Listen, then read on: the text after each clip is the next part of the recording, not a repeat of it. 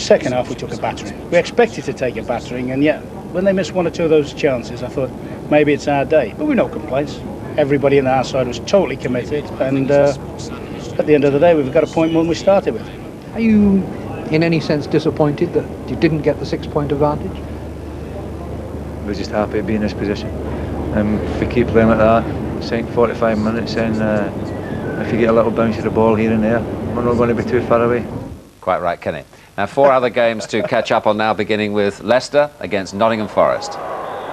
Nobody's needs are greater than bottom club Leicester City's. What they didn't need after 7 minutes of today's derby match was this. The near post defender, Neil Lewis, makes 2 goal line clearances, the second with his hand. Penalty to Forest, red card to Lewis. The odds quickly stacked against Leicester, with Stuart Pearce blasting home the spot kick.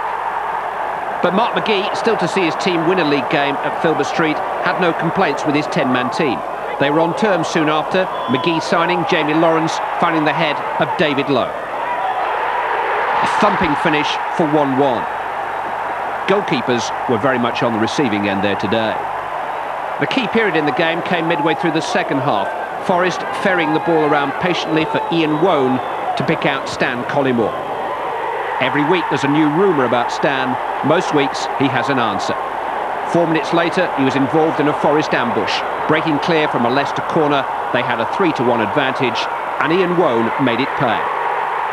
Leicester have conceded 16 goals in their last 5 games. Scoring goals isn't anything like as much of a problem for them. They're playing some attractive stuff. Mark Draper won special praise again today. It was he who bounced one past Mark Crossley to make it 3-2 with 20 minutes to go. But that was as close as Leicester got. And in the final minute, Lars Bohinen teed up substitute Jason Lee to wrap up the victory. Leicester still bottom with 12 points between them and the safety mark. West Ham end a dramatic day just above that cut-off mark for the first time since the turn of the year. Norwich City, seeking their first league win of the year, took the lead midway through the first half. Darren Eadie beating Ludo McCloskey on his near post. Norwich have been finding goals difficult to come by of late. That was the last goal that referee Alan Wilkie presided over. He limped off with hamstring trouble. Senior linesman Martin Sims took over. What happened next? This. Just 3 minutes later, Norwich number 14, Spencer Pryor, had already been yellow carded. So when he cut across Tony Cottee and saw the new ref reaching for his pocket, well, he set off in the direction of the dressing room. But hold on there. One close-cropped haircut looks very much like another, and the new man had decided that number 19, Andy Johnson, was the guilty party.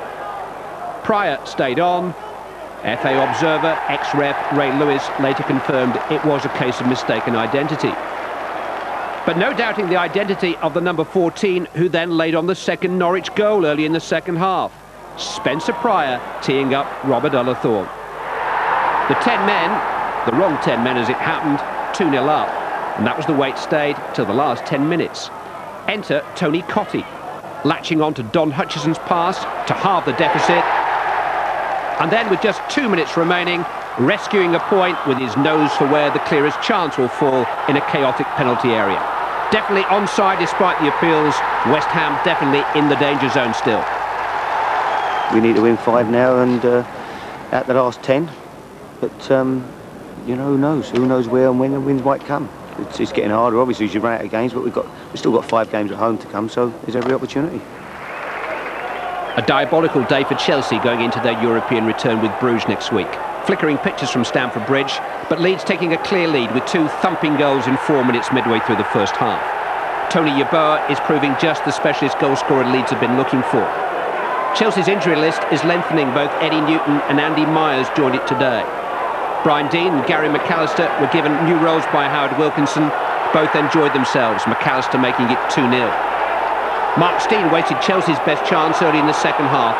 2 minutes later, McAllister scattered the pigeons, and Yeboah had only to turn up to grab his 4th goal in as many starts for Leeds. When they're good, they're very good.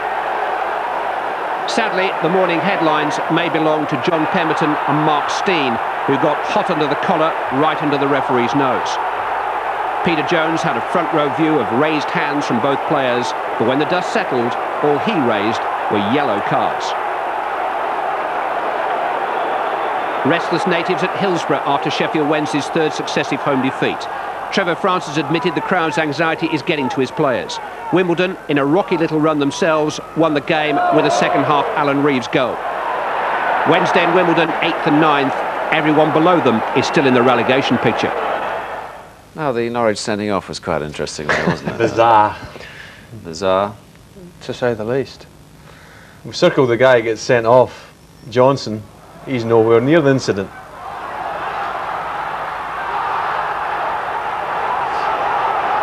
actually does he walks away here. I think he's actually hiding. He's doing a runner. Pryor's going to go off. He's on his way off. What is Johnson doing with the referee in the first place? That's what I want to know. Why did he walk to the referee? Maybe he was complaining about Pryor being the other sent guy off, saying it. and then he gets sent off himself. I think it's Martinson straight to the opposition Monday morning. At least he got the right colour shirt. Well, that was a beginning. That was a beginning. Let's give you the league table position tonight then. At the top, Blackburn's draw at Coventry puts them 4 points ahead of United, who now have one game in hand. And at the bottom, Leicester's defeat by Nottingham Forest keeps them bottom and seemingly destined for the drop. Ipswich didn't play today. West Ham's draw against Norwich moves them up 1 place. Well, this goal from Alan Shearer extended his lead at the top of the hot shots to 7 goals. These are the current top scorers, Premiership goals only. Well, there we are. That's part 1 of Match of the Day. Part 2 begins tomorrow afternoon at 2:50, as once again we follow the road to Wembley with Everton against Newcastle live. Spurs and Jurgen Klinsmann are only 1 win away. Good night. Anderson got it back in. Oh, and here's Klinsmann with a great chance.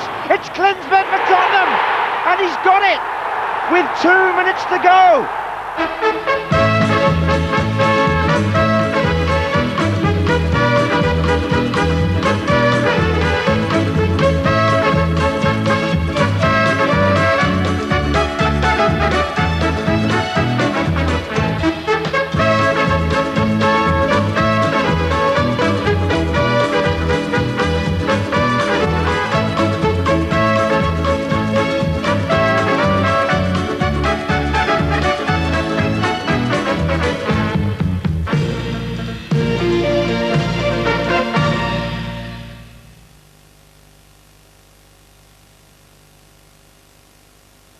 Your Monday